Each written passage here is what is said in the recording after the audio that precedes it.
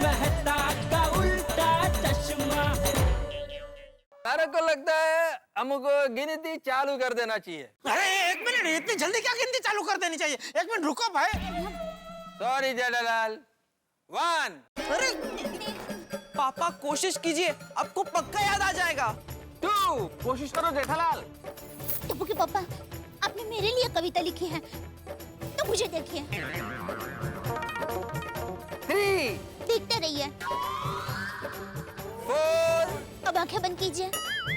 5। कविता लिखते वक्त आपने मुझे जैसे याद किया था फिर से अभी वैसे ही याद कीजिए। 6। आपको जल्दी से कविता याद आ जाएगी। याद कीजिए। 7। कीजिए कीजिए, याद कीजिए। 8। 9। एक मिनट, याद आ गई। पूरे के पूरे कविता याद आ गया यार भाई। याद आ गई थी। बैठ जाइए, टप्पू चला जा, आजा इधर है, बैंड बजा, आ जाओ, बजाओ। सुनाता हूँ, अय्यर भाई बैठिए, सुनाता हूँ। शुरू करो। सुनिए।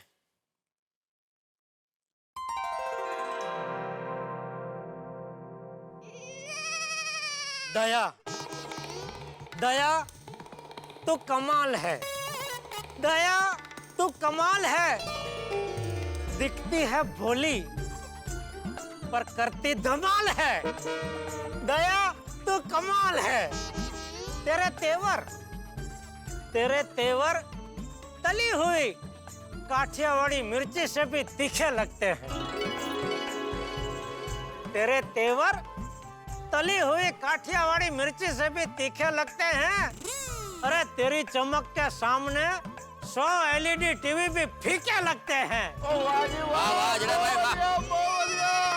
बात है भाई जेठालाल। जलेबी जैसी सीधी है तू, मैं फाफड़ा जैसा टेढ़ा। जलेबी जैसी सीधी है तू, मैं फाफड़ा जैसा टेढ़ा। बस ऐसे ही हो जाएगा पार जीवन का बेड़ा। क्या बात है। आदर्श पत्नी, आदर्श माँ, आदर्श बहू हो तुम। आदर्श पत्नी, आदर्श माँ, आदर्श बहू हो तुम। एक लेडीज के रूप में सुपरमैन हो तुम। देख कितना मेहरबान है मुझ पे ऊपर वाला। देख कितना मेहरबान है मुझ पे ऊपर वाला। 1+1 की स्कीम में मिला है सुंदर जैसा साला। देख कितना मेहरबान है मुझ पे ऊपर वाला। 1+1 की स्कीम में मिला है सुंदर जैसा साला। और दुनिया में, पूरी दुनिया में किसी के पास नहीं ऐसी उपलब्धि मेरे पास है। दुनिया में किसी के पास नहीं ऐसी उपलब्धि मेरे पास है। जो देखने कभी नहीं मिलती ऐसी जीवदया माँ मेरी सास है।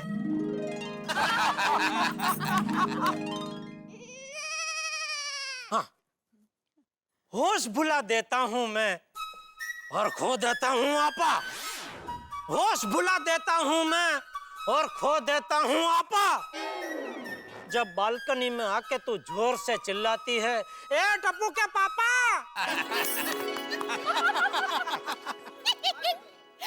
मैं गुस्सा होता हूँ इस पे और ये खिल के हंस देती है। मैं गुस्सा होता हूँ तुझ पे और तू खिल के हंस देती है।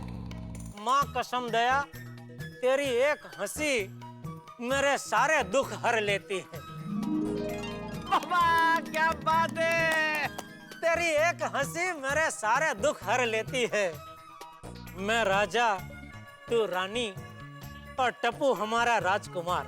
मैं राजा, तू रानी और टप्पू हमारा राजकुमार। बस एक तू ही है मेरे पूरे जीवन का आधार। क्या बात है जेठा भाई, वाह। थोड़ी सी तू होशियार है, दीवानी है थोड़ी। थोड़ी सी तू होशियार है, दीवानी है थोड़ी। मैं अलबेला तू मतवाली, हिट है अपनी जोड़ी। हिट है, सुपर हिट है। कविता भी हिट है, जोड़ी भी हिट है, सुपर हिट है जेठालाल। वाह वाह जेठालाल, क्या याददाश्त है। हाँ? क्या बात है।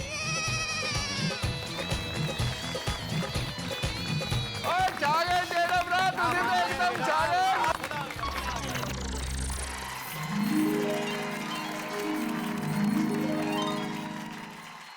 जब हमने आप सबको अपनी पत्नी पर कविता लिखने के लिए कहा था, तब हमें सच में ऐसा लगा था कि आप ऐसे ही 4-5 लाइन लिख लेंगे। पर आप सब लोगों ने तो इतनी अच्छी कविताएं लिखी है। आप सबको हम सब की तरफ से सलाम है। Oh, thank you, thank you, thank you. Thank you, thank you. और आप लोगों की सुंदर कविताओं के लिए हम आप लोगों को एक अवार्ड देना चाहते हैं।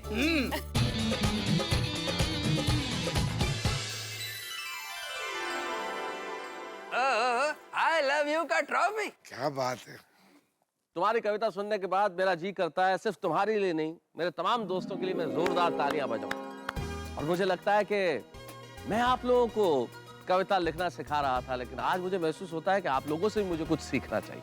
और सिर्फ मुझे ही नहीं सीखना चाहिए, तमाम लोगों को सीखना चाहिए कि जब भावनाओं की बात आती है तब शब्द महत्वपूर्ण नहीं होते। कठिन शब्दों से कोई चीज प्रभावशाली नहीं होती। बहुत आसान से, सरल से शब्दों में आदमी दिल की बात बहुत प्रभावी ढंग से कर सकता है। इसका उदाहरण आप लोगों ने दिया। और आज आपने साबित कर दिया कि गोकुलधाम का हर पति अपनी पत्नी से कितना प्यार करता है। क्योंकि किसी ने बहुत ठीक कहा है कि कविता लिखना सरल नहीं है।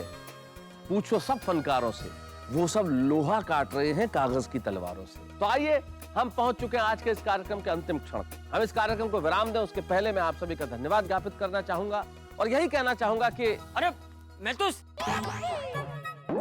जी चाचा जी, एक मिनट जरा रुक जा।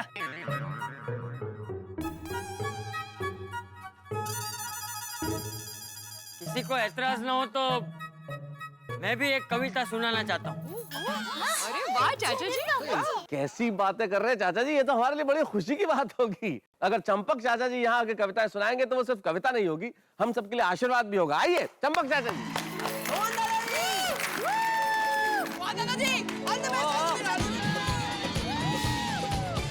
आप सबने अपनी अपनी प्रेरणा के लिए कविता सुनाई, तो मैंने भी अपनी प्रेरणा के लिए एक कविता लिखी है, वो सुनाना चाहता हूँ।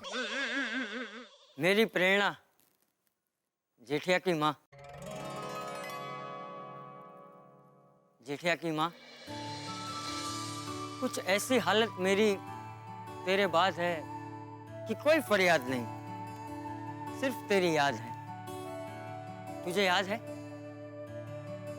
याद है जब खेतों की गर्म मिट्टी पर खुले पैर 2 मील चलकर तू मेरे लिए खाना लाया करती थी। तेरी बनाई सूखी रोटी में असली सुख था, जिसकी वजह से मैं आज भी सुखी हूं।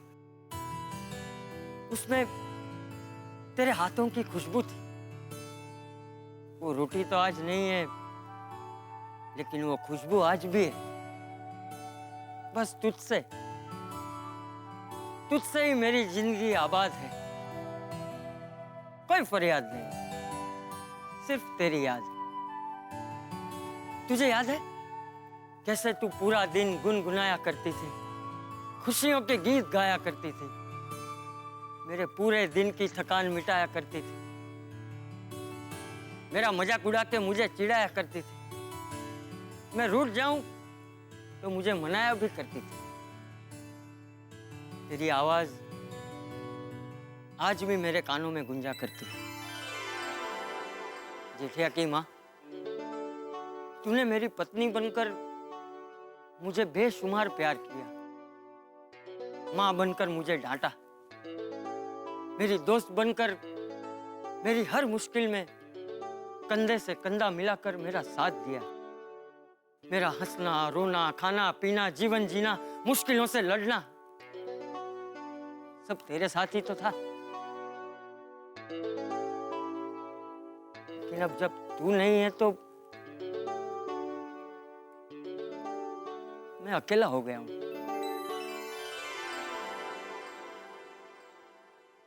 जेठिया की माँ, अब ये अकेलापन सहा नहीं जाता। सिर्फ तेरी यादों के सहारे अब रहा नहीं जाता।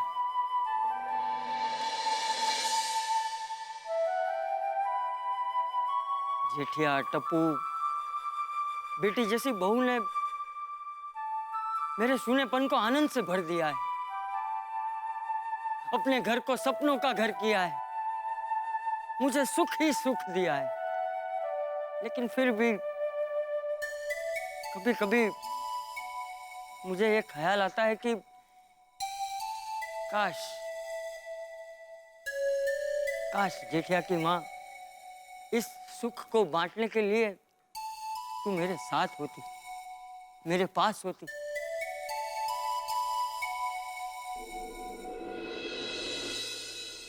जेठिया की माँ, आज जीवन का हर सुख है मेरे पास, बस एक बात नहीं है जिसके लिए सालों से तरस रहा हूं, वो तेरा साथ नहीं है। जी करता है तेरे पास। बापूजी,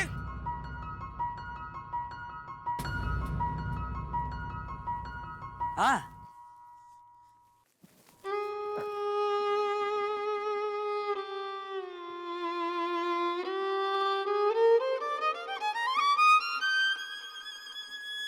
अरे जेठिया, अरे जेठिया क्या हुआ जेठिया?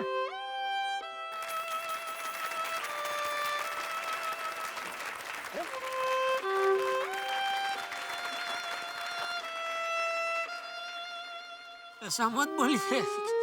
तुझसे मिलने अरे नहीं नहीं, मित्रों, इस वक्त आप लोग भी और मैं भी चंपक चाचा की इस कविता को सुनने के बाद बड़े भावुक हैं। स्वाभाविक भी है। जीवन के इस मोड़ पे, इस उम्र में साथी की स्मृतियां और उन स्मृतियों को संजोए हुए चंपक चाचा। निश्चित तौर पे चंपक चाचा ये सिर्फ कविता नहीं थी, ये एक दर्पण था। मेरे पास आपकी कविताओं का विश्लेषण करने के लिए भाषा भी है, थोड़ा बहुत ज्ञान भी है, विचार भी है, लेकिन मैं भाषा का विश्लेषण कर सकता हूँ, मैं कविताओं के विन्यास का विश्लेषण कर सकता हूँ, मैं रचना कर्म का विश्लेषण कर सकता हूँ, लेकिन भावनाओं का विश्लेषण कोई नहीं कर सकता। आपकी इस भावना के आगे हम सब नतमस्तक हैं। इसका उदाहरण चंपक चाचा ने दिया। माफ करना चंपक चाचा जी, लेकिन आपकी कविता को सुनकर मुझे महसूस हुआ कि आपके यौवन के दिनों में, जब आप हमारी उम्र के रहे होंगे, जेठालाल की माता जी, आपकी धर्मपत्नी, हम सबकी आदरणीय चाची जी, जब तपती हुई गर्म मिट्टी में चल के 2 मील चल के आपके लिए खाना लेके आती थी, और उनकी एक मुस्कान से आप अपने सारे दर्द भूल जाते थे, गम भूल जाते थे। तब मुझे लगता है कि भाव आपके मन में वही रहा होगा जो मुनव्वर राणा के एक शेर में है कि हम इस तरह तेरे चेहरे के दीदार में खो जाते हैं जैसे बच्चे भरे बाजार में खो जाते हैं। हम खो गए आपके शब्दों में, आपकी कविताओं में, आपके विचारों में। और इस कविता के लिए हमारे पास न विश्लेषण है, न कोई टिप्पणी है, बस हम सबकी तालियां।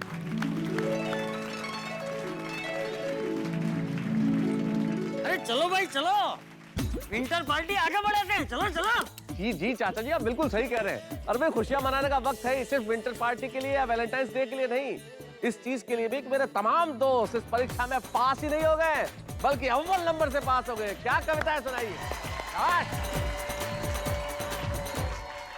हाँ, इस बार तो सारे पति परीक्षा में पास हो गए, लेकिन अगली बार परीक्षा होगी सारी पत्नियों की।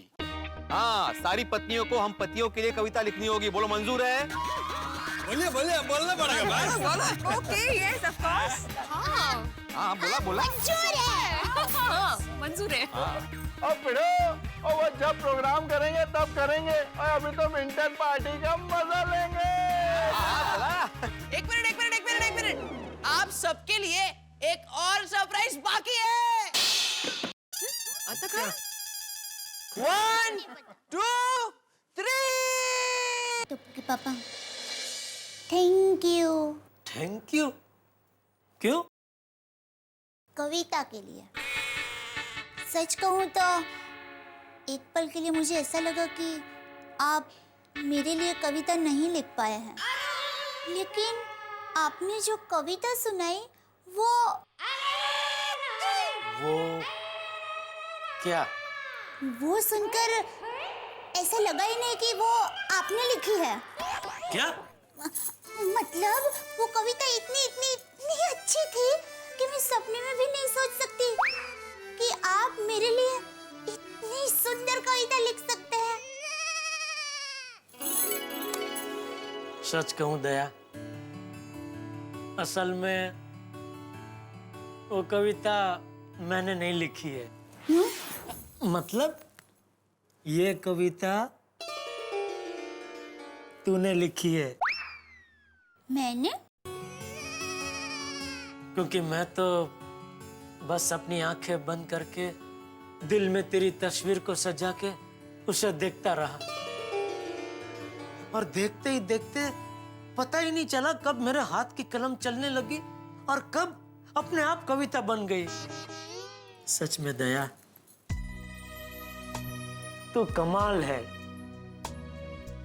मैं कमल नहीं हूँ, कमल तो आप है। मैं?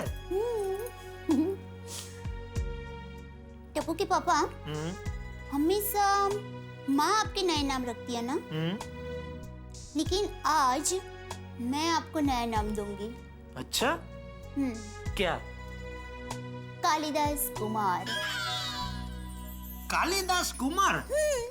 आज कवि ना होते हुए भी आपने कवि कालिदास की तरह मेरे लिए दिल से इतनी सुंदर कविता लिखी है ना, इसके लिए कवि कालिदास कुमार गड़ा।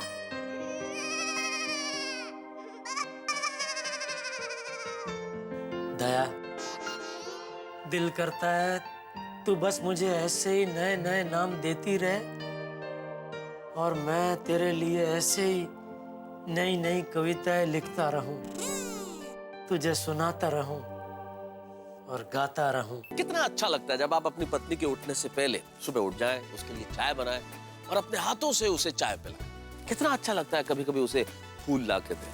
कितना अच्छा लगता है उसके लिए खूबसूरत सी कविता लिखें और उसे सुनाएं।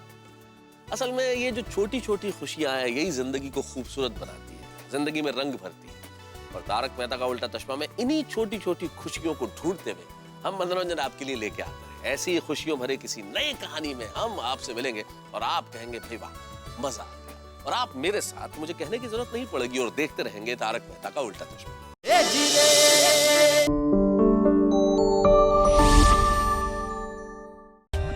For more updates, subscribe to our channel, click the show links and enjoy watching the videos.